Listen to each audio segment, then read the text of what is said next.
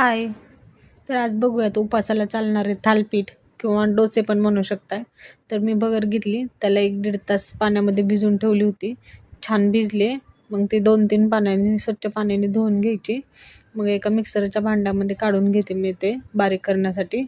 थोडंसं पाणी ॲड करते आणि त्याच्यामध्ये हिरवी मिरची ॲड करते.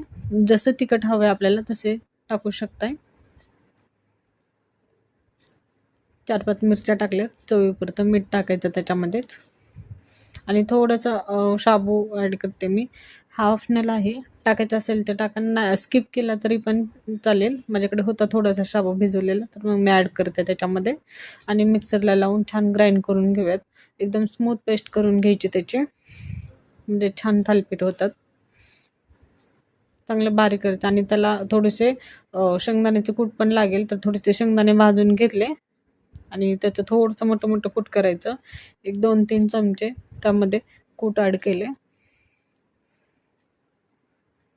छान मिक्स करून घ्यायचं ते बॅटर. 1-2 मिनटं आणि लगेच बनवायला घ्यायचं. तर मी इथं एक नॉनस्टिक पॅन घेतला आहे. कुठला पण तवा चालेल, पण नॉनस्टिक पॅनवर थोडंसं चिकटणार नाही आहे. तर मग थोडासा गरम करून घेते. गरम झाले की त्यामध्ये थोडंसं तेल सोडते. सुरुवातीला चिकटू शकते. थोडंसं तेल ॲड केलं आणि आपण जसं डोस्याला टाकतो तसं टाकून घ्यायचे. एकदम पातळ करायचे, जास्त जाड नाही करायचे, मग टेस्ट लागत नाही जाड असेल तर. पातळ करून घेतलं आणि सुरुवातीचा आहे तर चिकटू नये म्हणून थोडं 1-2 मिनटं झाकण ठेवायचं, मग पटकन उलटतो. बघा छान भाजला आहे दोन्ही साईडनं, छान भाजून घ्यायचे.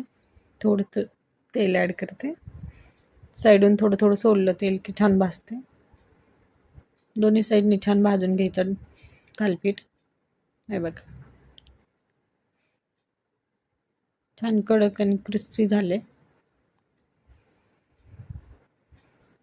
बाकीचे पण बनवून घेते मी असेच. आता सेकंड टाईम टाकताना तेल टाकायची काही गरज नाही आहे. फर्स्ट टाईम तव्याला चिटकून नाही आहे म्हणून तेल टाकायचं. आता थोडं तेल लावून साईडून भाजून घेतलं तरी चालेल.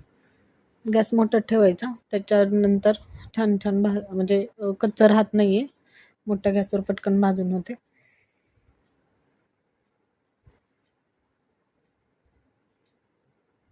बनवून घेतलेत आणि इकडं मी ना थोडीशी बटाट्याची भाजी केली, हिरवी मिरची आणि थोडंसं खोबरं टाकून आणि थोडंसं शेंगदाण्याचं कूट रेडी आहे. नक्की ट्राय करा ही रेसिपी.